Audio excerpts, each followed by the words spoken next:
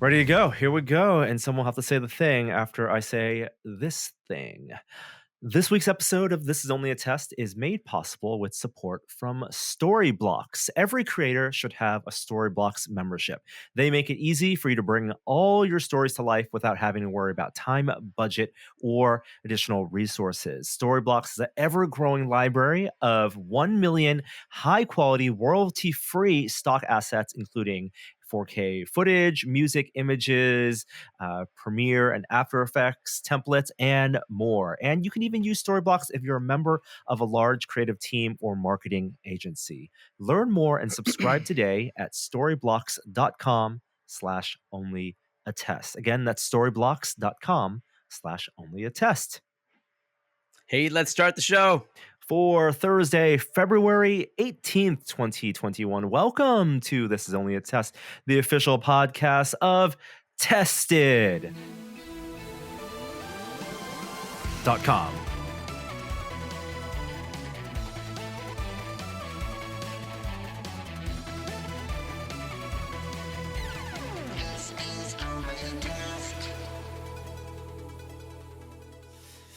Hello and welcome to the show this week.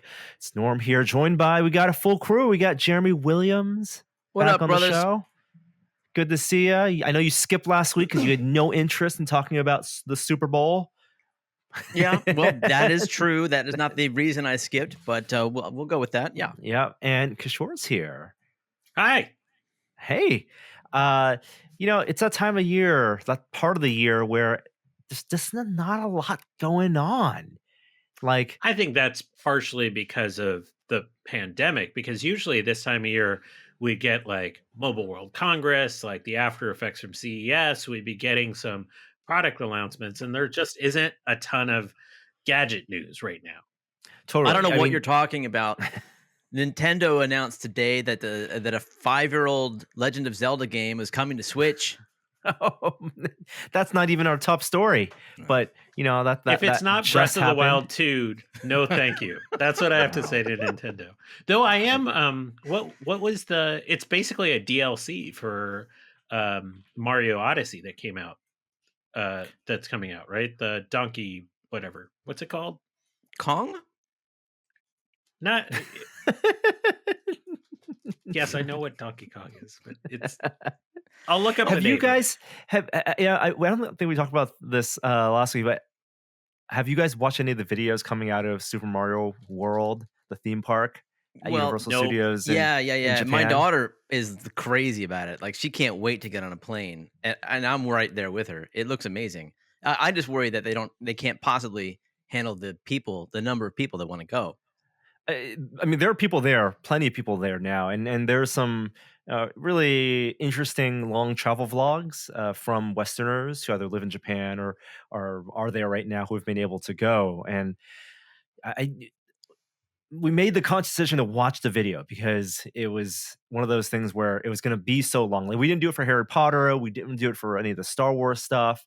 And while the anticipation certainly is high for us to want to go, and the hope is that it'll come to Orlando as well, and even in Southern California, that's going to be years. We're not going to Japan anytime soon.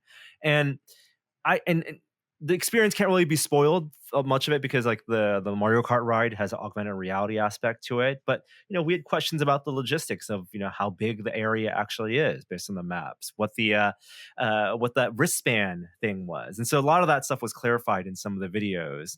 I'll include links to the ones I've watched. They're all very, very standard travel, like, tourism vlog fare that you see on YouTube. A lot of selfie cams, people being very excited, of course.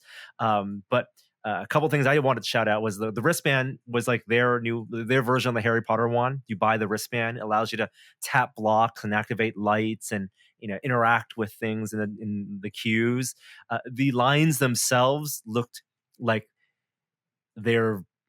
while they're short in the videos, like the Mario Kart line in one of the videos I saw was like 20 minutes long, which seems way too short for what at full capacity what it would be. The area that they've designed for the queues seem to be sufficient. It's like a giant, huge, staging area where the attendees waited and decked out. So themed, and like you go through Bowser's library, and all this stuff is sculpted and interactive.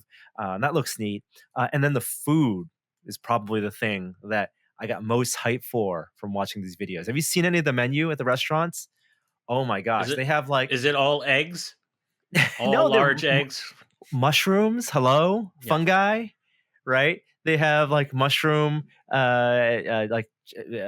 pizza pie style things that look like a giant mushroom. They have desserts, tiramisu that looks like actual levels of Mario with the green on the grass on the top and layers and a little flagpole at the end. So everything looks super adorable, super cute, and well, super Mario. Ha! I think the one thing they should add to this park is an American Ninja Warrior style course that is a Mario level Yeah. that is super advanced. With a waiver that you have to sign your life away. I love it. Yeah, especially when like, the Venus flytrap thing eats you. But I mean, like, and I don't think they should actually shoot real fireballs at you, but they should make it super hard. Well, and it would be such a spectacle to watch people do that course. what are you thinking of? Like Mario 3 or Super Mario World style things, like floors dropping out? 3. They're not gonna be able to make blocks disappear. So like what is like is it the level that has to like forces you to move, right? Is there a wall that pushes you, right? And it can crush you against the side. Like some of those Mario deaths are pretty traumatic. Just give me a real life series of bridges that are on carousels that go round and round, and let me jump from one to the next, and I'll be very happy, Mario. I would love that. Platformers, right? Give me things that, yeah. Yes, real life platformer. Let me sign my life away instantly, no problem. Skyward Sword came out 10 years ago. Wow, 2011. Yeah. By the way, what I was talking about before was Bowser's Fury, which came out with Super Mario 3D World last week. And Bowser's Fury, a lot of the reviews are talking about it feels like a Mario Odyssey a DLC in terms of how you interact with it. It's on my birthday wish list. So how are things going? What's been new with you guys since last week? Kishore, I know you have moved into a cult, I believe. Yes, I joined a cult. I'm part of the Pelaton family. You will see my hostage video of me celebrating and thanking people for bringing Peloton to my life soon. All joking aside, I really like it so far. I'm only a couple days in, but the instructors are so relentlessly positive in the most negative period that could ever be imagined. It is really refreshing. They're like, I believe in you, Kishore. I think you can overcome this hurdle. And I'm like, no one talks to me like that. They don't say your name, do they? No. Okay. No, they don't say wait, your name, is this live or are these recorded? Me, I to me. have to be honest. Like I don't know exactly how the tech works. All I know are the memes. SNL did a bit about passive aggressive Peloton instructors. So are these just recordings that you download and play, or is this a live thing? There's both. There's live classes that thousands of people participate in together. I think it's upwards of like 10,000 people are in a class together at the same time. And they have pre-recorded ones that you can watch as well. They also have like the scenic rides where you're just in a location and you're just taking a ride, almost like in a, they had like some sort of, 180 rig to kind of document it. It's nice. I don't know if it's nice to have like a little positivity. It is cultish for sure. If it gets you exercising, it's a good thing. App. Yeah. When you're in the live class, it's a one-to-many. It's a asymmetrical experience. So I'm curious what the interface that the instructor sees. Do they see webcam footage? Is there a webcam? Is there a camera? There is a cam. You? So they see like a grid of like a Zoom video of hundreds of potential participants, or do they see stats? They see like biometrics. Like what can they do to affect like your experience? There's whole blog posts that go over this. They don't see, there's no live camera feed of people, but they can highlight people. They seem to have 3 screens going. They have a laptop and the screen on their bike. And clearly they can see like a feed that's coming on their screen, a social feed of, who's it's first class, and they give people shout outs, or who is like reached their milestone, like 500th ride or something like that. So they're getting fed by an algorithm that tells them about the people that are kind of enrolled in the class, and then they're getting live sort of views on the program that they're taking people on, like how fast and all of this kind of stuff. And so they have multiple screens to manage the class, and you can clearly tell, even though there's only the one person running the class, there are support people feeding them information somehow. Right. Is it They like don't have like an earpiece in, but they have some sort of communication going on with somebody that's recording. Is it sort of like a Twitch stream or a live YouTube stream where occasionally they will say people's names or respond to some kind of input they're receiving from the viewers? Yeah, I mean it's not an input. It's usually just from participation, so you have no way of interacting with them per se. But they will. But it like integrates with Spotify, so the music they play, you can like add to your own Spotify list. I have it hooked up to Strava and all this kind of stuff. What is hilarious to me is, I mean, it's obviously expensive and whatever. It's a worthwhile investment for me since we're in the pandemic period. It's amazing how people have kind of hacked the Peloton experience, because you can get a stationary bike that is Peloton like for much cheaper, and then add a motion sensor that essentially will allow you to track the cadence, is what they call it in Peloton classes, of how fast your revolutions are, and get like a heart monitor for like a quarter of the price that Peloton's offering for. And you can sign up for the app, so you have the same experience, but you can hack it together. So I actually love the ingenuity of the makers that have kind of hacked the Peloton experience. But this overall, seems it's so about the dystopian. quality of the social experience that makes Oh it my worthwhile. God. One more yeah, thing that's become a service, though. That's what rubs me the wrong way. Exercising's been a service for a long time. It's called the gym. Yeah, that's why I won't join it out of principle. Chime? What's a chime? Oh, a chime. There was that Black Mirror episode, I think, from season 1 or 2 that was very much this gamifying the exercise experience to become, to earn your points, to become some type of internet celebrity thing. And this all reminds me of that. It's, I don't know, who knows? 6 months down the line, we could have one. They're obviously very popular and very successful and have been thriving during the pandemic. Well, I joined a cult as well. Your cult. I finally watched In and of Itself last night, and I'm sure that our listeners have had their fill. But I have questions. Oh my gosh! I have comments, so we can do it whenever you want. It can be now, it can be later, it can be off the air. But yeah, I want to catch up with you now that I'm finally one of you. Wow. Well, let's just do it now. Let's just do it now. We can be quick. Okay. Did you enjoy it? I did. I was wrecked by it, honestly. I mean, but numerous times. But as I reflected on it, I mean, I don't want to spoil things for people who haven't seen it yet, but it is in effect like a magic performance, a magic show melded with performance art. Which is something you probably haven't seen before, at least not done like this. And it made me rethink that it made me think that I have always underestimated the power that magicians can have on storytelling and how good they are at it, because they have to.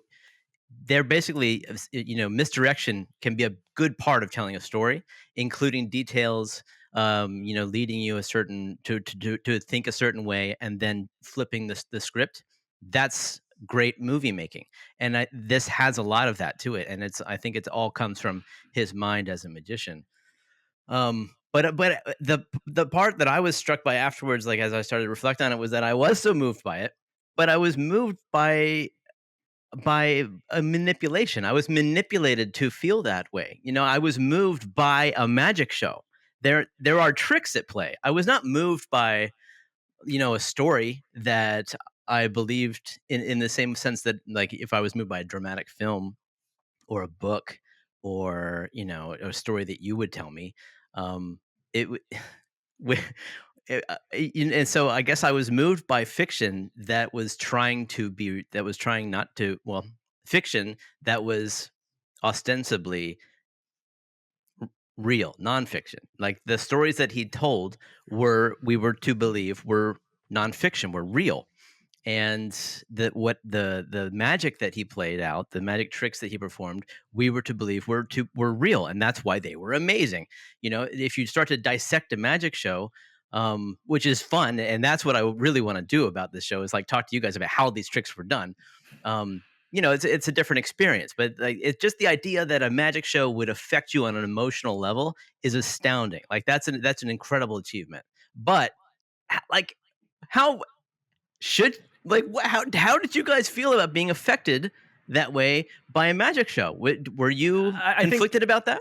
I think you're getting hung up on the fact that the format was a magic show, in which deception and manipulation are part of the tricks at Mhm. play, Right. and that's part of every storytelling, right? In the way the analogy of a a filmmaker or a writer, and I think that the truth of the story is interwound with the events that he describes, and I think there's plenty of truth there in terms of the events actually happening. Like he bears like real parts of his soul and real parts of his life in Mhm. this, because it is part one man show, as well as magic show. But the emotional truth is very true, and what he's able to elicit in the audience, not only in person. But also, I think successfully in the viewing audience at home, which I think is even harder to do when you're not one of 80 people in that room over the span of a year watching the show. Like that emotional truth, I ask you, did you feel truth in your feelings, or did you feel it was just strings being pulled? Like, did it make you did it make you introspective in a way that the audience member sitting Yes. um in Yes, and I in front of the loved stage hearing the did? story about his childhood and with his mom and the what he grew up with in terms of like trying to foster friendships, but and that was all very real, and I grant you that like that is authentic, and that's great, but the part that I reflected on was like there's other parts of the show which are clearly just illusions, they are tricks, and yet they are tricks that cause most of the audience and me to go to tears. What? Like we should only be crying if it's authentic. Like that's crazy. That to me is like But is I a think he's augmenting a true emotion, right? There, that, again, we won't go into spoilers, but there's an important part of the show where he transforms an audience member on stage. You watch them transform, right. and the power of that transformation, is manufactured, right? Because it is a trick thing, right? Yes. He's going to succeed. Like it's part of the act, but the core of the transformation itself, however manufactured, is born out of the root of it. The seed of it is real emotion, right? It's not a plant. If it was if the audience member on the stage, and I think there's been, one of the reactions from people watching the show is, there are plants on them, and it's a tried and true technique in magic tricks that you have audience member who are part of the show, who are performers as Yeah. well. That is not the case here, and the transformation happens is a true transformation, even though work was done ahead of time to make that happen. I can't imagine any way that is not a plant. Have you confirmed that? Do you know anybody who was that So you person didn't who was listen to our transformed? podcast? Yes, Danica was that person. She was the one who was transformed? You're Yes, kidding me. I am not kidding you. In New York City. Yes. Wow. What card did she have? I am what? Philatelist, What is that? as a stamp collector. Wow. And so she went up there and I don't want to go too much into spoil. Maybe we could take this offline, Okay. Jeremy. But now wrestle with that. Wrestle with that. Okay, well in the film, and I assume in many performances, the person who is transformed is confounded, like completely befuddled, confused. How is this possible? Yes. And is that how she felt? Yes. She didn't make the cut in the film. We were waiting for her to make. She signed a release afterward to make the documentary. Yeah. She didn't make the cut because she was so. I don't want to speak too much for her, but her reaction was so much of incredulity that like she didn't burst into tears because I think she was holding like Huh. she was being too logical about the whole thing. All right, I got to ask you more about this offline because that's incredible. I'm glad you have inside information on this. But incredible show. No matter how you look at it, I do, like I said, I do feel a little bit odd having been so affected by something that is an illusion. But you could say that about any work of fiction, I suppose. It's just that most works of fiction that that they're fiction, and this is ostensibly nonfiction. That's the part that I'm confused by. If you take the word magic out of the show and it's a one-man show, that there's some audience involvement, I think it's the same show. It's still affecting. And then, it takes away the sense that it was, I think what the focus is that it was special. It like created some like real alchemy that night. And with those that you watch it with. And that's the point of the show. It's a meditation on identity that you can only have in the way that it was architected. And yes, you're manipulated, but all theater does that. All theater is a manipulation in a way. Yeah, that's fair. I'll give a shout out and kind of bleeding into the pop culture section right now. Empire magazine over in the UK. It's one of the last big film magazines, but they did a big special issue last month that was curated by Edgar Wright, and the whole issue was about the celebration of what it means to watch a movie in a theater with other audience members, whether it's 5 other people in the audience or a full packed jam theater on opening night. But it's interviews with filmmakers, actors, writers, other people who've been in the film business about what makes the theatrical experience special.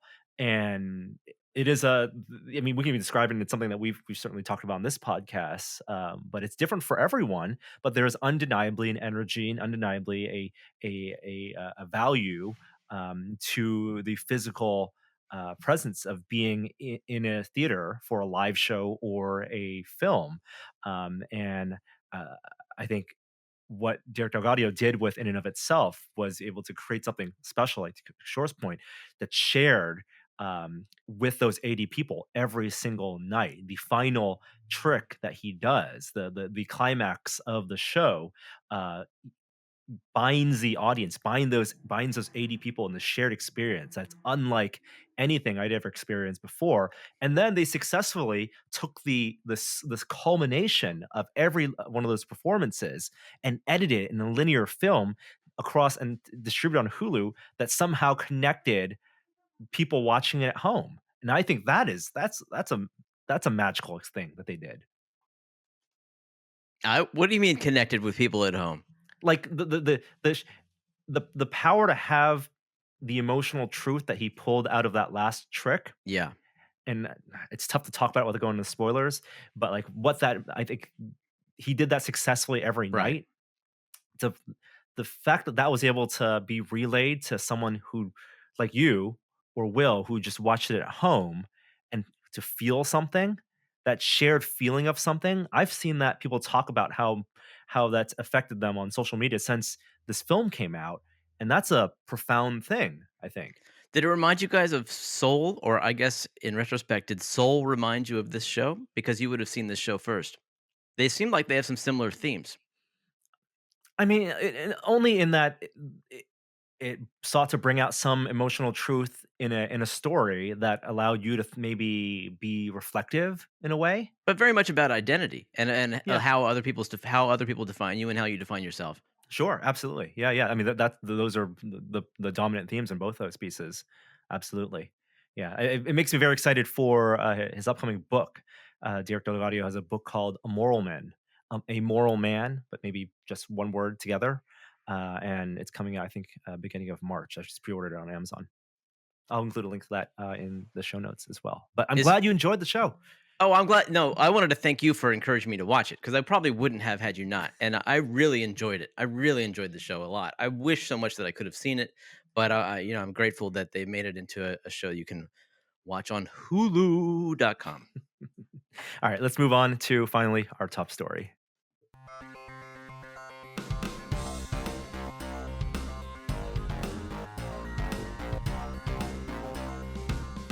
Story this week. As you're listening to this, it may be Thursday, and depending on what time on Thursday, things might be afoot on another world. We have many Mars landings happening today. We talked about this briefly 2 weeks ago, but for those of us in the States, we've been following NASA's deployment of Perseverance, which hopefully by the time you listen to this on mid Thursday, around what 1 p.m. Pacific time, is that right, Kishore? It will have Yeah. landed on Mars. So NASA begins its live stream at 11:15 a.m. Pacific time on Thursday. The descent will start soon thereafter, a little after noon time.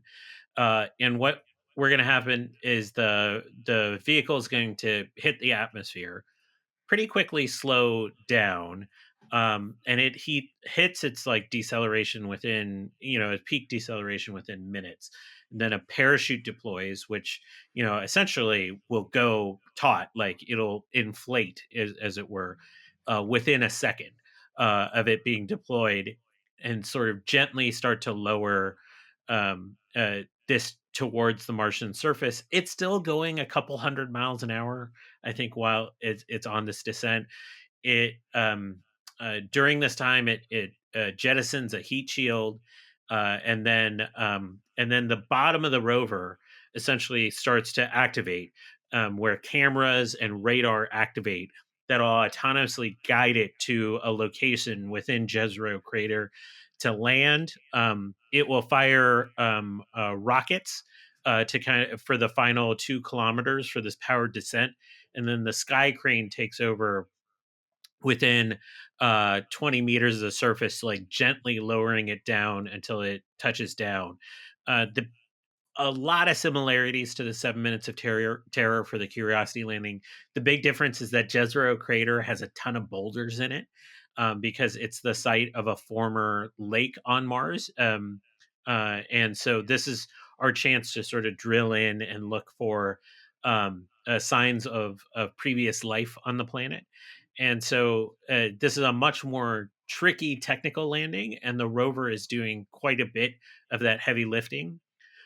It'll land, and then there's a 12-minute delay between it communicating back to Earth because of the speed of light.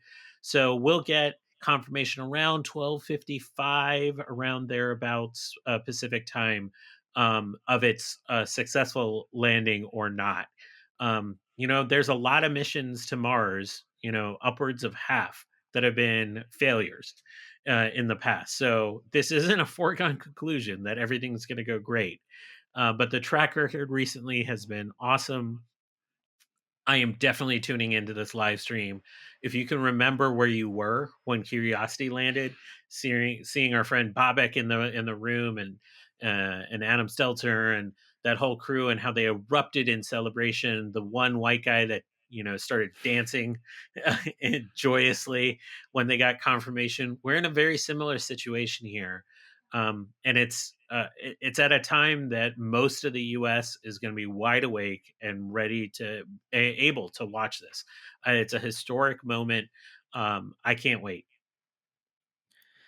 And it's not even the only of the Mars landers or the Mars vehicles, and that are headed there because of the optimal launch window.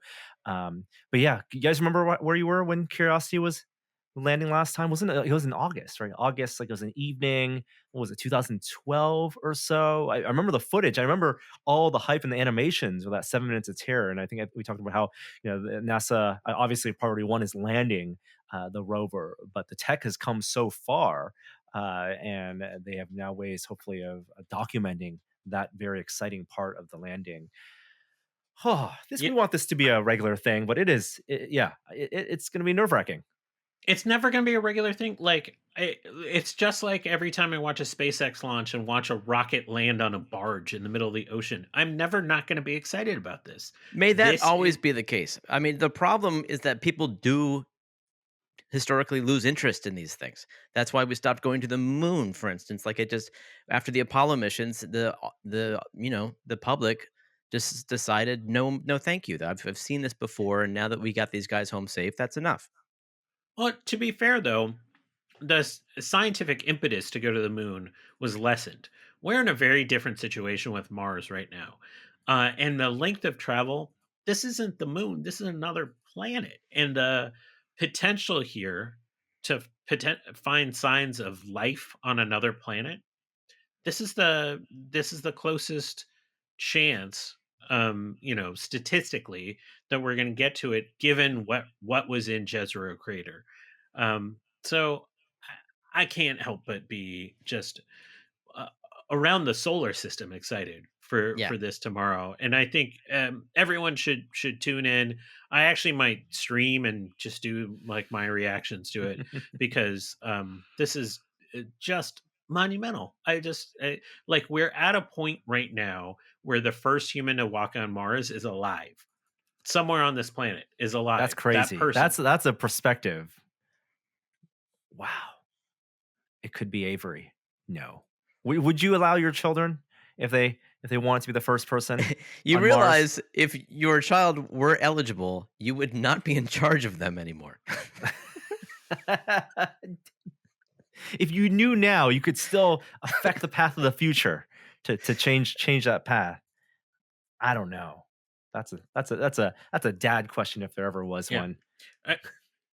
Last note on Perseverance, the real exciting day in terms of the confirmation, if everything goes well, Friday, we're actually going to see footage of the descent, and the landing. So Friday is the day to kind of mark, to keep an eye out on NASA social for the first images from Mars from this landing. And I think it's just going to be super cool. We're going to have an actual insight into the 7 minutes of terror.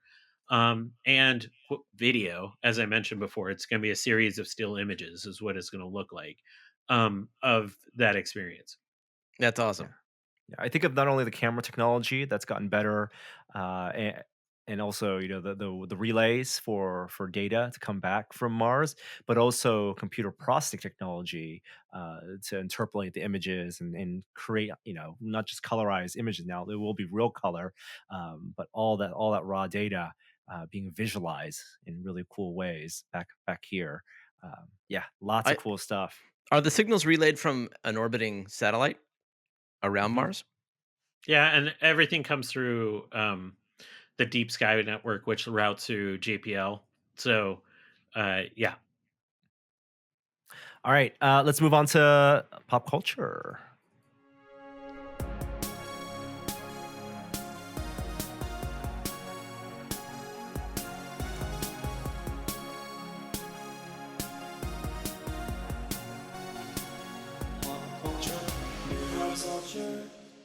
Shall we begin with some WandaVision talk, my friends? Our weekly catch up. We are now 6 episodes in. Is that right? Only 3 Mhm. left, and the 3 final episodes, I think, are reported to be much longer episodes.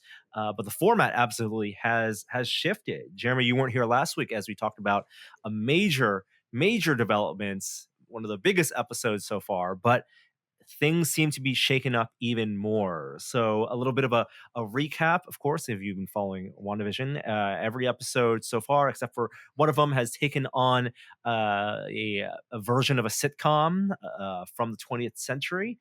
And this most recent episode moves into the aughts. So, maybe the late 90s, early aughts. It's kind of tough to It's track. 90s. Like, is it 90s? Yeah, maybe late 90s. I maybe this will age us. When I saw it, I saw Malcolm in the Middle. When you guys Mhm. saw it, did you see Alf or Malcolm in the Middle? Malcolm in the Middle, Malcolm in the 100%. Middle? Yeah. I have not watched it yet, but I was hoping to see Malcolm in the Middle, so it's interesting that you say that. It wasn't one I predicted. I thought they could have gone Friends.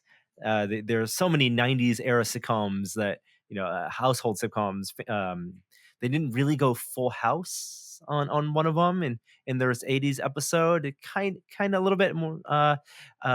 But yeah, they went full like VHS is how I would describe it with the opening, the hair, and well, the if you didn't see the episode, Jeremy, I don't know if we should dive too much into it, but maybe just some reactions then, Kishore?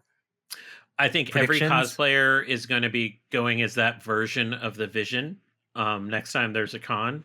It was awesome to see this was the most comic booky of the episodes. There were so many callbacks to outfits and sort of jokes and tie-ins to the comic books, which I liked. The kind of horror show element that has been underneath this show for weeks is really starting to come to the fore. And it's becoming very, very sinister very quickly. And I don't know what else to say except the kind of ending. I was like, oh, there's some ramifications with just what just happened now. There's going to be some big ramifications. And I couldn't be more excited about the first couple minutes of the next episode, given where our friends Monica ended up. Our Not friend just Monica and Randall Monica, Park Jimmy ended up. Woo, and Darcy, where they ended up. Well, Darcy, yeah, but yeah. I will turn on spoiler light for one thing. This maybe won't be this will be a thing for you to look out, because I'm not sure it's a thing you'll catch, Jeremy. Oh, But give me some credit. This is less a comic book thing, but at the end of the episode, one of our heroes goes back into the zone, right? The hex, as it's called. And as characters go into the hex, they maybe get transformed. And Darcy ends up engulfed in the hex at the end of this episode. And so my honest hope is that this next episode, this Friday's episode, will be a riff off of Two Broke Girls. Oh, with her reprising her sitcom, having actually been in a sitcom in this past 10 years. But I still think the show needs to pay off why the sitcom format. What is it about this format? Why has in this reality bending nexus has Wanda created, has replicated pop culture from America in the 20th century? Can't that go unsaid? I mean, we could imagine reasons why. It's the Walt Disney white picket fence neighborhood. It's what Wanda wanted to have with the Vision and can't. And so now that's the fantasy. And it is as stilted and unrealistic as as it should be, because it's all made up. I think Norm's right. It has to pay off narratively somehow. Otherwise, it's going to feel like a gimmick in retrospect. And it could be as simple as like, that's how she learned English, is watching sitcoms over the years. It could be something hokey like that. But I do think they need to explain it a little bit. I think they have a lot of work to do in 3 episodes around the sinister nature of what's going on. The brother, all this kind of stuff needs to get tied up somewhat. They don't need to explain, some of the multiverse stuff that seems to be happening. But because that will set up future shows, but they need to pay off some stuff. I think the fan prediction, the community prediction, that there's some additional malevolent force in the form of a devil-like character, I think that's too far-fetched for the scope of the MCU, and I think that'd be too weird to throw in at this in the last 3 episodes. There's got to be some sort of villainous force, though, that is alluded to, because it doesn't. Otherwise, I don't think this will pay off fully. You guys have a lot of requirements. I send Norm like a weekly now prediction of something crazy that's going to happen in this show. Too crazy. So I have a really crazy one that is out there. That if it happens, you'll owe me a Coke for sure. I would absolutely. I'll give you my Batu Coke that I still have at the tested office on the shelf behind our podcast table. Should have bet a Coke on Han Solo coming back for the last Star Wars movie. Oh my god, what an off the cuff remark that ended up to be true. Kishore and his predictions. All right, spoilers off. We'll dive deeper into it next week. 2 other bits of pop culture news. Big news in the video game world. We have finally the casting of the characters, the lead roles in the Last of Us HBO show.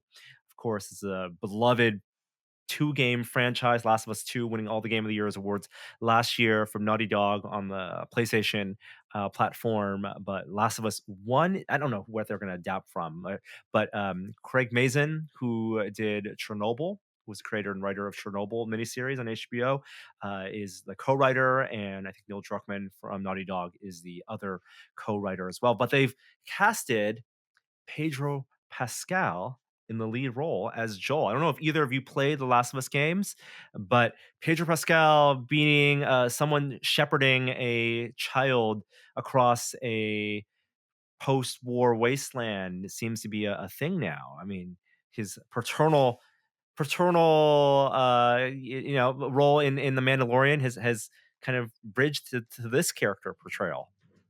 It's a very different character, but I think I like it. It wasn't something that was on the fan casting minds. A lot of people had hoped for maybe what's the guy's name? Jamie from Game of Thrones. Oh, Or Nick Costawalder, Walden, yes, whatever his name yes, is. Logan was very much in this. The Wolverine movie, the last Wolverine movie, was very much in that same vein. It's the road, right? It's a classic story of post-apocalyptic world where an adult and a child have to make their way through it, and they form a bond, and the world affects them as much as they affect each other in survival. This shows me super exciting. It's going to be probably very, very bleak. The game is very bleak, so it's something we're all looking forward to. And then the girl in the role, Ellie, is being played by Bella Ramsey, who was also in Game of Thrones. She played Mormont, Lady Mormont, in the last season, and she was really good in that portrayal. Last bit, Tim Burton is doing his first television show on Netflix, going a little bit back to the well with a Wednesday Addams live action show set in the modern day. This is the Addams Family, but a young Wednesday Addams. I guess she's young in the movie already, but being some type of detective, occult investigator, maybe in the vein of a Sabrina or the CW shows. But Tim Burton bring his aesthetic and directorial capabilities to Netflix. Yeah, Who's going to play Wednesday? they have not announced that yet.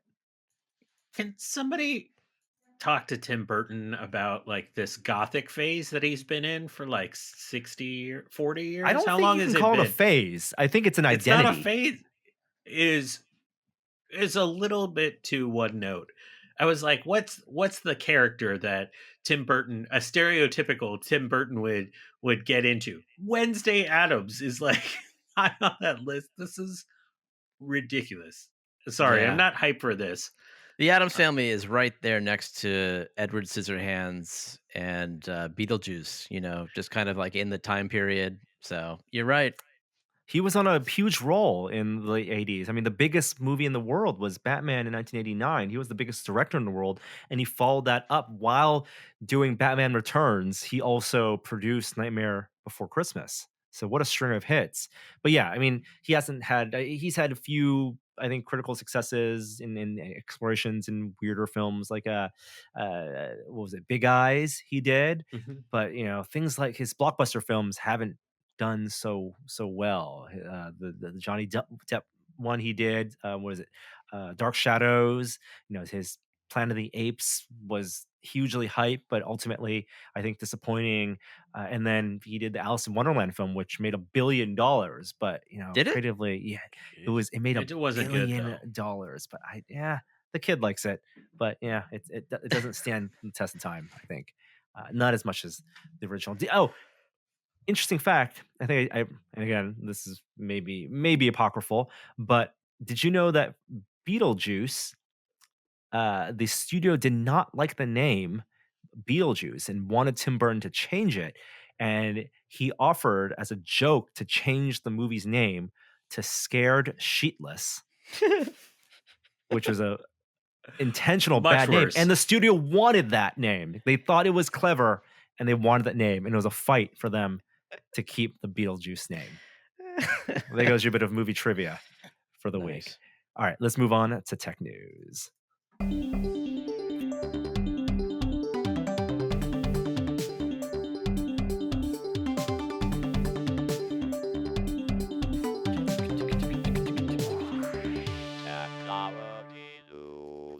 As we said at the top of the show, Nintendo had their Nintendo Direct just earlier, just like an hour before we start recording. People were holding their breath for Breath of the Wild 2. The game which is they announced 2 years ago now, pre-pandemic announcement. I think we saw like the first glimpse of that, or maybe some more characters for Super Smash Brothers. There were jokes about bringing Paddington to Super Smash Brothers, but turns out there was some Zelda news, but it was not the news we're hoping for. Instead, the 2011 game Skyward Sword is getting an HD remaster for the Switch. Is this the first one on the Wii? Yeah. No, Yeah. no, it wasn't. No. What was the Yes. first? No, No. no. Because I this mean, one this game was needed on the Wii Motion Wii, Plus. but I can't remember if there's another Zelda game on it before that. Well, I confirmed it came out in 2001. So No, or 2011. 2011. Sorry, there was a 2000 and something one. So yes, 2011. That Twilight Princess was afterward. No, Twilight Princess was 2006. That was the first one. Twilight Princess 2006, Skyward Sword 2011. So which is the one where you were on a floating island and then you flew down to the world below? Was that this one? Was that Skyward Sword? I don't think I've ever played Skyward Sword. I think that must be it then, because you look very confused about being on a All right. floating island. Maybe this is the one that I'll play. I don't know, dude. HD I mean, remaster. I'm sure that all Zelda games are great on some level, but this is one that I never got into. I couldn't get past like the first act. Well,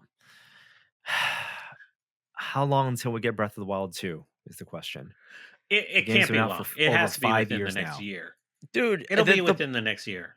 Breath of the Wild is a once in a generation game. Like the amount of brute force it took to make that game is unbelievable. It's like What do you mean by brute force? The sheer amount of like development content? hours. Yes, Okay. development hours, man hours, woman hours, art assets, design, like from the geometry to the textures to the level design to the quest design. It's like an incredible achievement. It's like a massively multiplayer online game for a single player.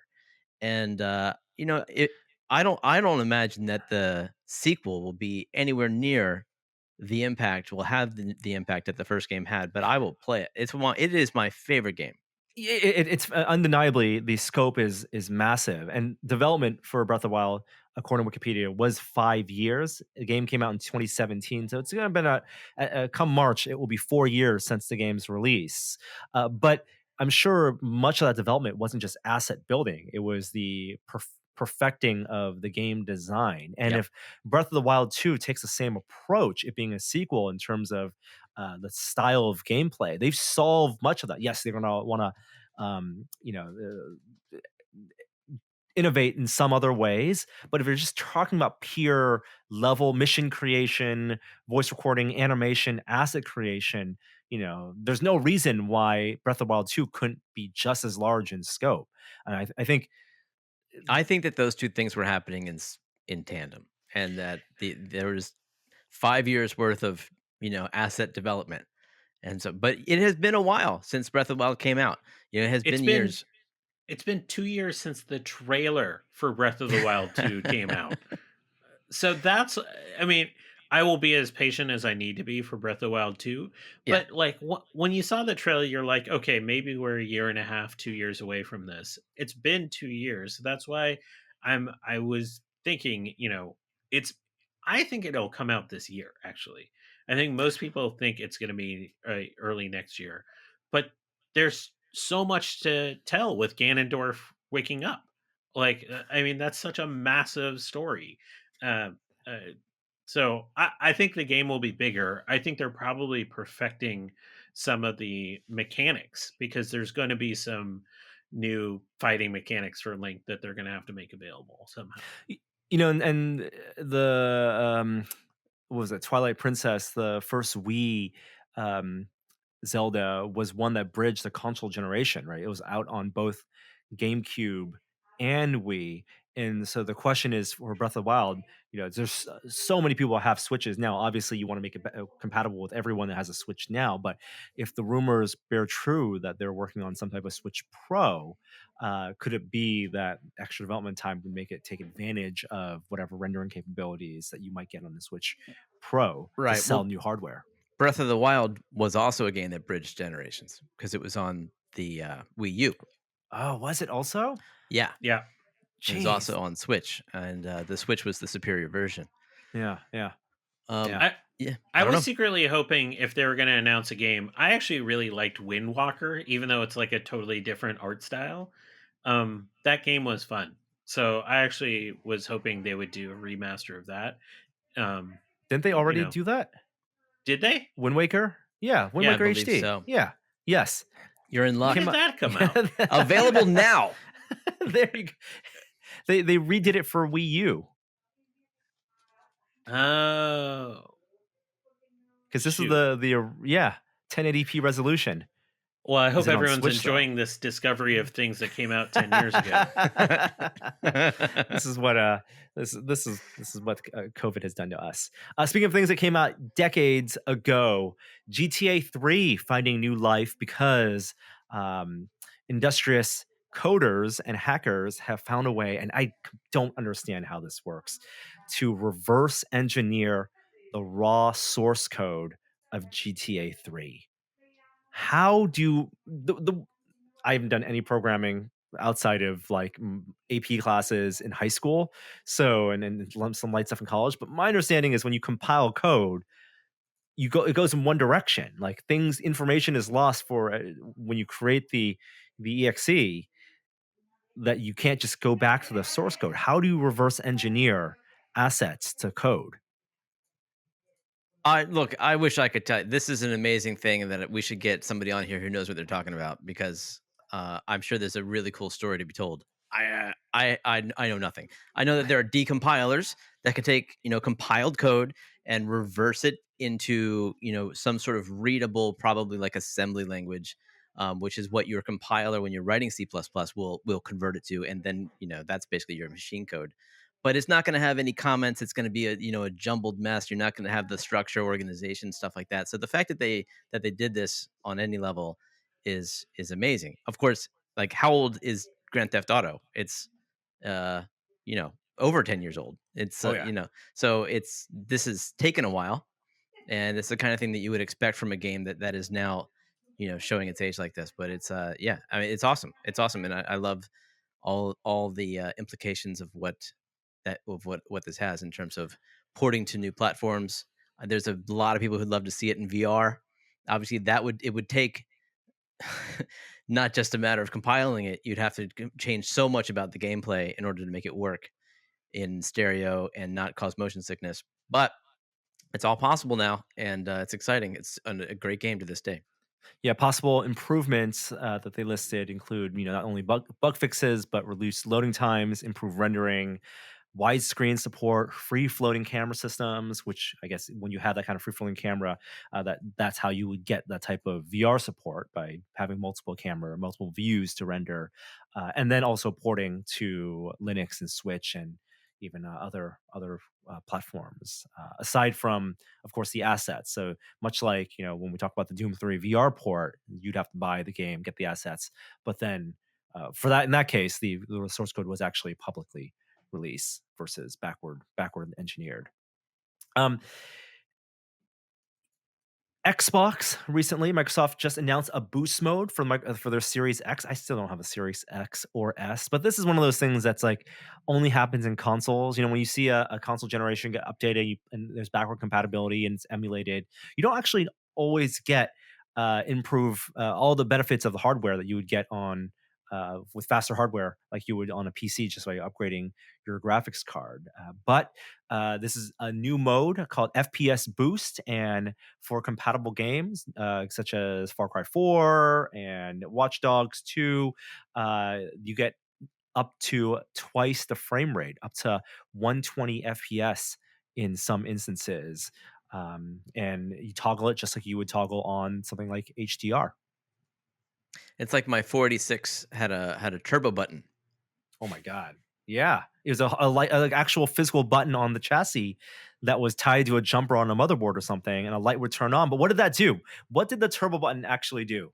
It doubled the clock speed of the CPU from Why? 33 megahertz to 66 megahertz. And why wouldn't the CPU run just at 66 megahertz? It would if the turbo button is pressed in, but that would be too fast for many, many programs, games that were written to use every ounce of power that a 386 or a lower 486 could turn out. So it was a problem with the coding. It was the games did not anticipate the faster rendering, and didn't artificially lock themselves to You got it. frame rate or some type of cycles, and so you would want to run it, emulate it, or in that case, run it on what would then be older hardware. Wow, what a problem to have. Yeah. I mean, also it's like the equivalent of in when I was growing up, the era of running Quake demo files, which you would run at however fast the frame rate could be cranked out. So you run it as a benchmark test where you run replay files on a Quake 2 or Quake 3 deathmatch game that was recorded, and it wouldn't get locked to 30 FPS in real time. It would just play, and so if your graphics card was new enough or fast enough, it would play at 4 or 5x speed, and you crank out and it'd show you your resulting FPS at the bottom. Yes, we are old. Jeremy, let's move on to some car stuff. You are one of the proud owners of an original Chevy Bolt. I was the first to drive it off the Chevy lot, man. I was the first person to buy one in San Francisco. You and Waz, right? You and Waz were the two in the Bay Area. Yeah, it's hard to keep track of all the things we have in common. But that's up there. The Volt is long gone, right? The hybrid electric car, and the Bolt, the all electric one, had been chugging along, so to speak. But now, come next year, Chevy is going to revamp the Bolt with not only updated speeds and feeds, but it's now a hatchback. The form factor has gone. No. It was always a hatch. It's the same car. They tried to call it a crossover, initially, but it's the same thing. There's two now. That's the thing. There's two bolts now. Yeah. So there's the same old Bolt, and it's a new look, and it has a new interior design, better seats, which from day one that's been the biggest complaint about from Bolt owners. Seats uncomfortable for many people. New seats, that's great.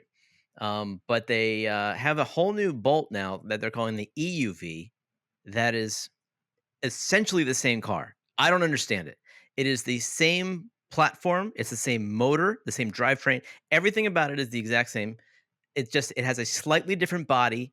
It's 6 inches longer. There's a little more leg room.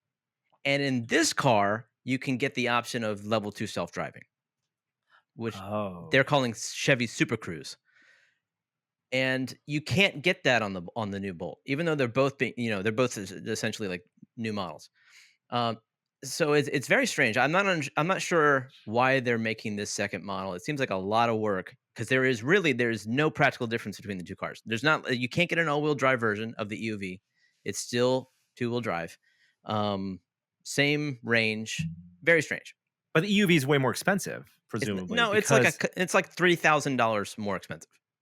It's not much more expensive, and there is actually more cargo space in the Bolt than there is in the longer car.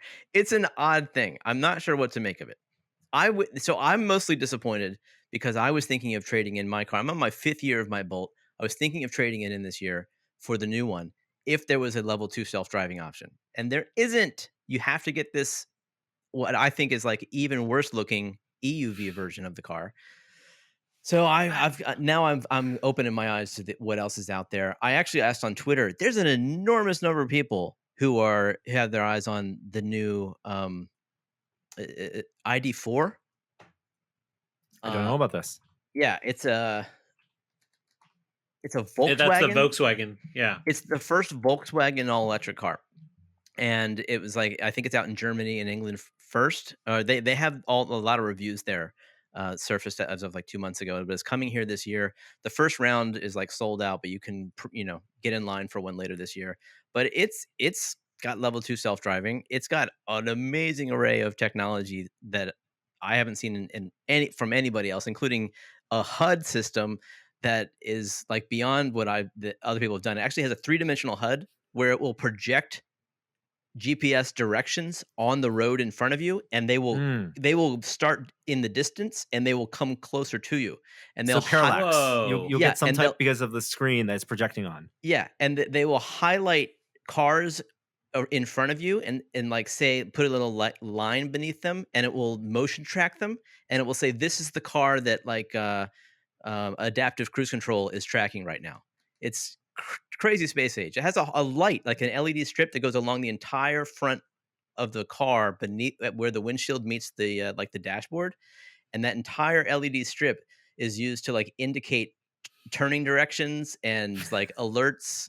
It's super cool. Like I just love technology and cars, and this is loaded with new stuff. So I'm now looking at the ID4, but yeah, the new Bolt stuff, whatever. It's underwhelming. When the Bolt came out 4 years ago, it was the only car besides a Tesla that had the 250-mile range, 230 plus mile range. But now there's so many more options. Yeah, and both the ID4 and the new Bolt have up to 250 freeway range, which falls short of what the Model S or the Model 3 and the Y offer at a little above 300. But I think that's still a good like a great like, it passes that test of like, will this get you past a week of driving? And you as an electric car owner and me as an electric car owner, we know that we're not treating recharging the car in the same way that you do filling up the gas, where you do it only when it's empty. You're plugging in almost like a phone or a laptop, where you just want to, if you can, you leave it plugged in, and that Yeah. keeps the battery healthy, and you let the software regulate. And the big difference, though, is the Bolt doesn't have any of the federal tax credit available. The ID4 potentially does. And that all of a sudden makes them almost the same price. Well, that's Um, interesting you say that, because the Bolt did lower the price. Like for the regular Bolt, it's now $5,000 less expensive than the 2021 model, and that's because they ran out of tax credits, and now they're just basically building the credit into the price. It's but so it's funny still that $30,000, and like the Yeah. ID4 is like 40. So Mhm. you take that tax credit off, you're pretty close. Yeah. Yeah, I mean, this is all good stuff as more and more car manufacturers commit to moving their fleets to EV only in certain parts of the world by in the next 2 decades, decade and a half even. But it's so interesting to see these older car companies. I say older, more established car companies treat their cars more like the consumer electronics devices that people are buying on a regular basis, in terms of paying a lot of attention to the infotainment systems and not just the driving experience, which is an important thing, and they need to get that right. Driving experience and battery capacities and match with price is going to get what gets a person who previously was not interested in EV interested, because if they can figure it for the same price, there's no premium. They're going to get they're going to save money on the gas, and they can get enough usage out of it to get them through a week of driving. But it's the differentiators are going to be like that crazy interface that you talked about, and that's just a lot of this user experience stuff that we're all Right. still in like this new frontier of because of self-driving, and I'm so glad there are going to be more options out there so that we aren't locked down into the uniformity of just the Tesla interface or whatever Apple decides to do for their car's interface, because it's frankly those are kind of boring. They're functional, but there's so much innovation that can happen with differentiation in UI and UX in the driver's seat. Yeah. Well, that's one thing I really do like about the Tesla is every other car manufacturer, you're basically locked into the interface that you get when you buy the car, and Tesla is open to over-the-air software updates as much as the platform that's in the car can support, ongoing. So you've seen changes since you've owned your car, haven't you? Yeah, absolutely. And when we're, recently in the past 2 months, they did a huge graphical overhaul change, and I'm of two minds about it. Because, for me, I welcome it because I want to see the updates, and it's better than the old way of doing things. 20 years ago, a Toyota, if you want the new interface, you got to buy the new car, right? That was one of the ways they would differentiate. If you want the new maps, you have to buy the new car. So you get the new DVDs inside your dash to give you the new maps. OTA updates make the cars more like consumer devices, electronics devices that we're accustomed to in today's day and age, but they come with the pitfalls of compatibility of it's like iOS running iOS on older hardware. How do they balance optimizations for making it run smooth across four different generations of cars? Where does support end? And for a layperson who, like my parents, they may get confused if they suddenly turn on their car and yes, they accept the software update, or they turn on the software update on their phone. But if they get in their car and suddenly the thing that they expected to be in one place for making a phone call or opening the glove box isn't where they expected to be, that learning curve isn't something that people are traditionally used to for a car, right? Where there's a muscle memory in where you want to get access to things. I'm fine with it as someone who likes the cutting edge, but I've noticed performance hiccups in the Tesla for sure, where I'm sure it runs really great on someone buying it in the car today and the new models with their new processors. But sometimes it takes a while for the radio to boot up. I'm serious. Yeah, it's like I have 3-year-old iPhone hardware with the newest version of iOS. I know exactly what you mean. Yeah. Yeah, I wish the Tesla would support CarPlay on a side note, just because I feel like then it's really just a projection system. But whatever. I know I'm not alone in wishing they would do that, but there's no one telling Elon Musk what to do. No, not when he's made more money on Bitcoin than on Tesla. All right, let's skip science because we talked at the top of the show, but move on to the VR Minute. The VR Minute. Virtual reality this week. Last week, you mentioned the Oculus App Lab went live, a great way for developers to release software without going through the certification process. But to browse for that, you actually have to other developers share the link so you can upload it to your headset, or you can get SideQuest. And SideQuest now has the App Lab support, so you can have a whole directory of those apps. Some experiments we've seen kind of developers talk here and there about things that we've actually seen on SideQuest before. The question mark, though, is will virtual desktop wireless streaming be an App Lab enabled feature? Is that still in limbo? I think as of right now, last I heard, still in limbo. Has not been confirmed. Yeah, That would be a thing. Boz did say though publicly, he said, the reason why that's still a question for us is because we can't control the quality of the user's Wi-Fi at home, and we want to make sure that they have a comfortable, good experience. I mean, isn't the whole point of App Lab like you don't have complete control over the user experience, and like Right. they may get uncomfortable, and they're okay with that, and Exactly, users are yeah. okay. It's not going to affect the broader. People aren't going to complain on social media about bad Oculus experiences because they set up a wireless Wi-Fi connection, and didn't get the best quality of experience. Yeah, it's buyer beware there. You don't have to go into SideQuest, by the way, to see their list of apps. You can go to applabdb.com. I believe SideQuest set this up. They definitely they have a site. I think this is it. There's a couple people who are running these third-party, aggregators of all the games that are on App Lab, and this is a good one. You can sort by popularity, new rating, or the price, and it's links directly into the store. The problem, as you said, is Oculus doesn't have a way to browse Directory. the games that are in there. Right. You can search the store for the exact title if you want to see it in the Oculus store, but there's no way to browse them. But this is a way to do it. Applabdb.com. I've been enjoying browsing that and see what new apps are on there. And there's a lot. They've already approved a lot of games. And then going back to old games, classic games, System Shock 2 is getting the classic PC, cyber thriller game, horror game. It's getting a enhanced mode from Night Dive Studios, and they also confirmed that they're going to get a VR mode for System Shock 2. I think it's a great idea. Were you Uh, a PC gamer when that came out? System Shock 2? Yeah. I don't know. I think I might have just been a subscriber, but that was like one of the It that was was big. hugely regarded, right? Terrifying game. I think Yeah. Billy Harms played it. He must have reviewed it because he was playing it constantly in the office, and I remember him having to take breaks. Like it was just scary. He's like, "Oh my god, the monkeys are coming after me."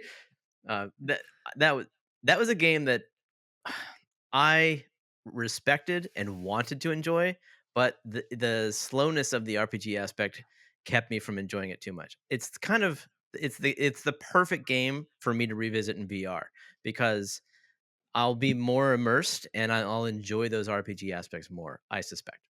And it was the precursor to Deus Ex. Like Deus Ex was the spiritual successor to that type of game. Right. It also reminds me so much of the Alien Isolation, VR mod, right? All those, the VR horror games, that being a really engrossing VR port. Night Dive, the studio is working on the enhanced edition, said that the VR version will be built from the ground up. So motion control support. I don't think it's going to come out at the same time as the enhanced version. That might be later. But there will be co-op. So Jeremy, co-op for this game, it might be the way to go. That'd be and amazing. co-op for VR will be cross-platform, where one person can be in VR, another person can be on flat screen. So I'm all for it. I'm all for these co-op asymmetrical VR experiences, all for classic games with the assets being either upgraded or building in motion control support. More of that, please. Yes, please. And that will do it for our show this week. Anything you guys want to promote or shout out while I pick an outro? Do you guys feel like I was too hard on in and of itself? Do you guys hard? Yeah. Do you guys? No. I didn't feel like you guys like really like. Your review started with "I liked it." That's not a hard review. I loved it. I just feel like you guys like didn't like totally get what I was saying. Like you weren't whatever. No, I actually really get it. Because there's a lot of people in the audience at the show that I went to that night that were in a similar state of mind, was talking about like the magic and the tricks, as opposed to thinking about it through the lens of like the theater and the experience. So yeah, I think that's pretty common. As a fellow Vulcan, I relate to your skepticism. The only thing I have to say is perseverance. This is twice in a lifetime for us. Let's not make it the last. Oh my gosh. And if you want to follow Kishore's live stream of that, you can go follow him on Twitter at ScienceKish. I'm sure he'll be tweeting out a link if you'll be broadcasting your reactions. What time will you be broadcasting? The NASA stream starts at 11:30 or 11:15 Pacific tomorrow. All right. Cool. All right.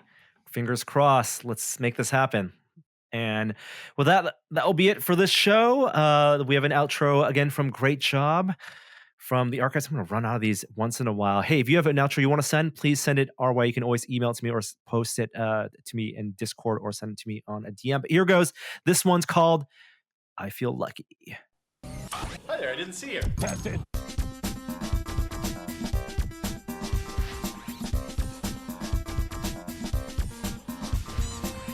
Okay, Netflix announced that they are introducing a shuffle button. Now, hey guys, remember when we all used to hit the "I'm feeling lucky" button on Google? No. Remember that? Remember how we used to use that feature and continue to use that feature all the time? That is different. This is truly like chat roulette.